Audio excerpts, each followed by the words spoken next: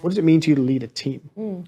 Well, so when I moved to Sydney for the 2017 season. So I'd played about 5 years in Adelaide. I'd been captain of our under-21s Australian team. So sort of had a few leadership roles kind of before moving to Sydney. And I feel like when you're younger, you get leadership roles because you talk a lot or you're sort of a bit out there and you're confident and you can kind of feel like you can say things and do all of that. So, you sort of get them for that reason. And I also feel like when you're young, it's the classic, if you're one of the better players in the team, they make you a captain because you sort of lead by example when you're on the court. And so I'd been part of our leadership group in Adelaide before I moved to Sydney. And then I came to Sydney, I think I must have been about 22 and sort of came into a new team and all really exciting. And then in my second year at the team, got put into like the leadership group. So as part of that, a captain, a vice captain, and I was sort of the third extra. And then in 2019, so only my started my third season, our captain left, and then it was sort of this whole idea of who's going to become the captain after that. And we had this really young team. We'd sort of come in 2017 as this new influx when they brought in a new competition and had a lot of girls from interstate or overseas come in, and then it sort of got to this point of, well, who's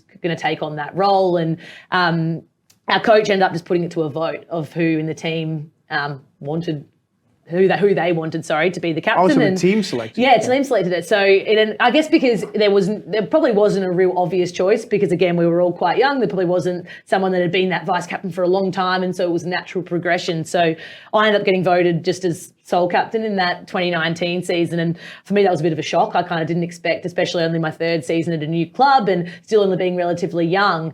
And I remember sort of having this moment of being like, God, what am I going to do? Like, what sort of captain am I going to be? All these sort of questions. And then... But just let's look at that for a moment, because your colleagues, your teammates said, we want you to lead us. I mean, that must have felt, like, I mean, I can imagine it was daunting, but you must have felt, wow, that's a sense of recognition that 100%. I'm privileged to have. I think that's what gave me that confidence early on was that, if the coach had chosen you, you'd sort of have that doubt of like, did the team actually want this? And so for me, it was sort of that ideal situation, and I loved the fact that it was voted by my peers. And then I think early on, I can't even remember who the person was, but they gave me the advice of when I was questioning what sort of leader I was going to be. They said, well, your teammates voted for you for the way you are now, not because of, who they thought you were going to be or this, alter ego that they thought you were going to take on.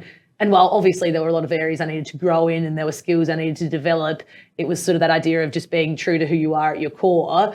And that's the reason that you are in that role. And I found that really comforting in sort of thinking, all right, I don't need to go and, I'm someone that likes to have a laugh and likes to be people's friend. And I'm not that real, dictatorship of a leader. And so I didn't need to become that person. And yes, I needed to be that person that had tough conversations when they were needed. And I needed to be able to, lead by example when I was on the court and be that leader off the court as well. But, at my truest self, I just needed to stay who I was. And that 2019 season was actually, it was the year that we sort of turned things around. We'd gone from being this really young and inexperienced team, and we ended up winning a lot of the games early, and we sort of had this real role essentially, and everything just clicked. And so as a leader, it was kind of easy because when you're winning, being a leader is easier. Right. I always joke about the fact that my job was only flipping a coin and calling heads or tails. Dear. Then it came to round 7 and we'd guaranteed a finals berth. I hadn't played finals in sort of all my years, and then I ended up doing my ACL. So for those listening that don't know what an ACL, it means I had to have a knee reconstruction and was out of the game essentially for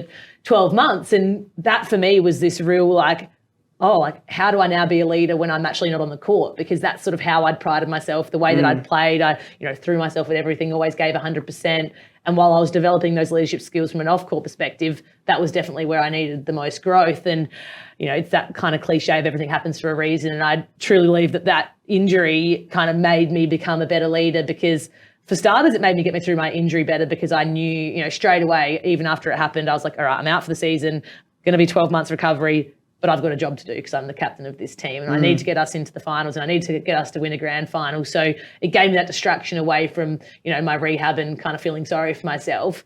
But then on the flip side, it was like, all right, well, how do I now become a leader by actually not doing what I would usually do on the court? And we had this real, I guess, altering moment when we all kind of stood in a circle and were really vulnerable with each other, and we sort of just talked about things that we found difficult, or things that, it could have been netball related or not netball related. But for me, I sort of shared with the group the fact that I'd always had this sort of fear of not being liked. And as a captain, it was this really scary thought to be like, if I'm the person that's having to tell you doing something wrong, but I'm also meant to be the captain and I want you to be my friend. How do I kind of get past that? And the art of the difficult conversation. 100%. And we now sort of just call them genuine conversations because they shouldn't be hard if they're trying to help people. And I think that for me, just being, open with the team by saying, if I'm telling you something that you're doing wrong, it's not comfortable for me and it's something that I really don't like doing, but the fact that I'm doing it means that it's for the betterment of the team. Sort of the moment that I got that out, it was as if this weight had been lifted off my shoulders. And now anytime I had that conversation with a teammate, they were like, well, you know what, Maddy doesn't want to be having this conversation, but she's doing it because she thinks it's the right thing. It sort of changed everything. And again, I think then being able to be that leader and sit on the bench every week and be able to still give from the sidelines rather than giving from on the court, that probably, shaped the type of leader that I then became.